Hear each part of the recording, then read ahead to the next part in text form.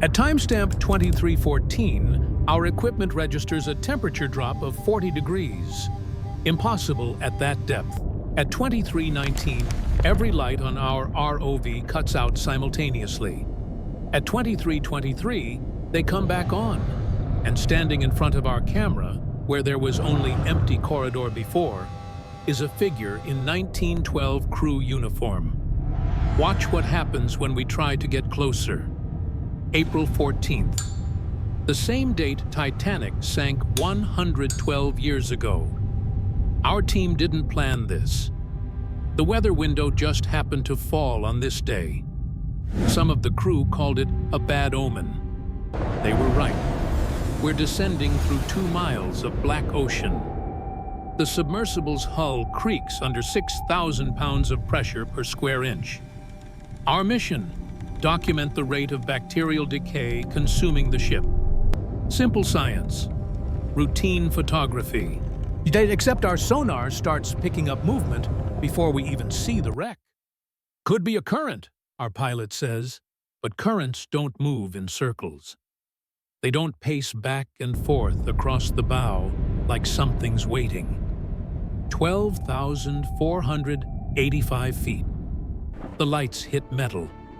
There she is, the Titanic, resting exactly where she died. But as our camera pans across the deck, something feels different than previous dives. The ship looks occupied. Railings that should be covered in rust appear recently touched. Clean handprints in the silt along the window frames. Fresh, if that word even makes sense down here.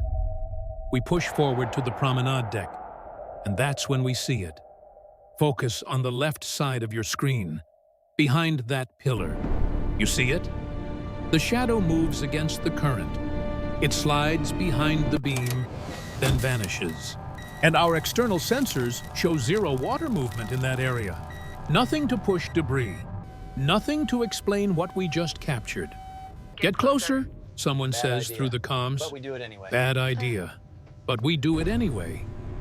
The ROV pushes into the first-class entrance. The doors are long gone, just empty frames leading into darkness. We enter slowly, and there, hanging in the doorway, is a coat. A steward's coat, based on the brass buttons still visible. It's floating, drifting outward like someone just took it off and let it fall. Our pilot stops the thrusters completely. No movement, no propulsion. The coat should settle. It doesn't. It keeps floating toward the exit, sleeves outstretched, like invisible arms are still inside it. Then it drops, just falls straight down and lands in the silt.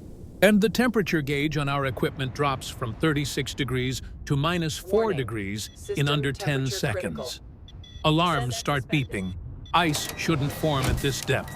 The pressure won't allow it. But frost is spreading across our camera lens. We back out fast, and that's when the lights cut out. 23 seconds of complete darkness.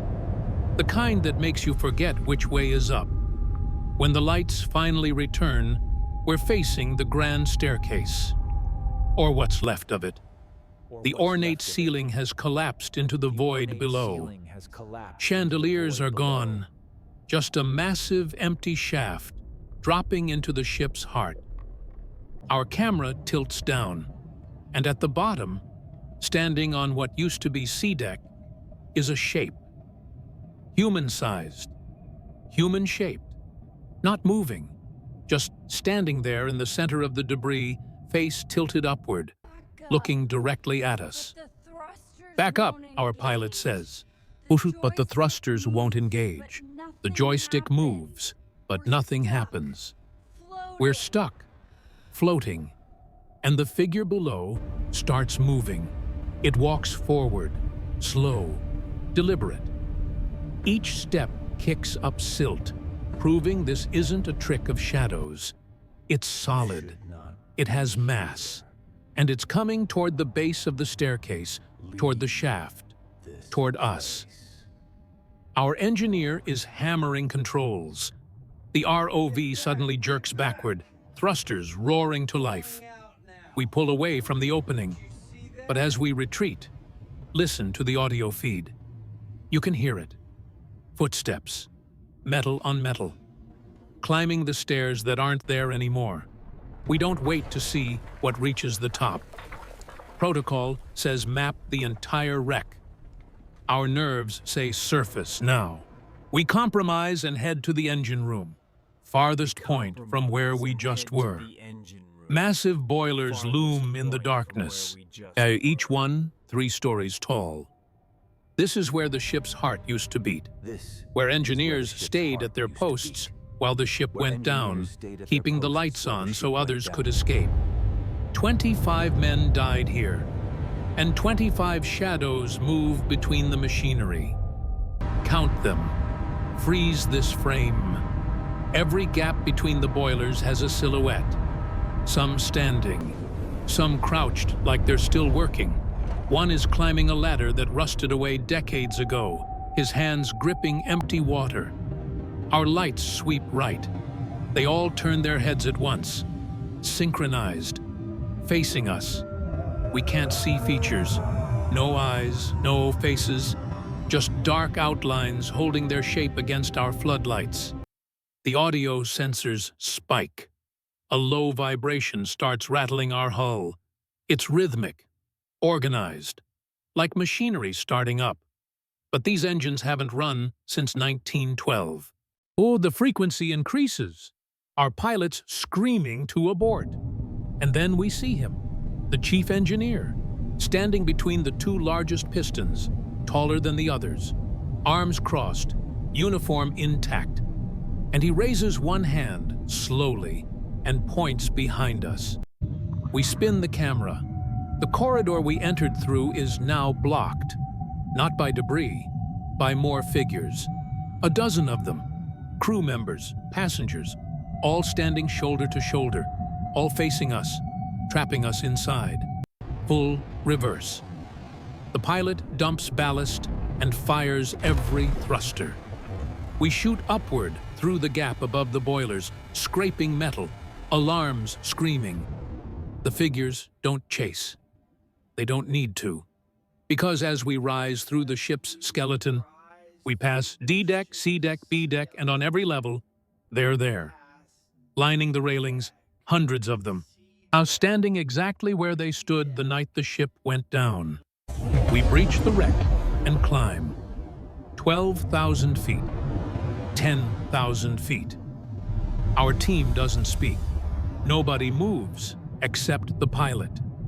At 8,000 feet, our rear camera, the one that monitors our ascent cable, captures something that makes our blood stop. A figure is climbing the cable behind us, hand over hand, following us up, keeping pace despite the impossible pressure. Its face finally comes into focus, pale, waterlogged, eyes open, mouth forming words we can't hear. 7,000 feet, still climbing.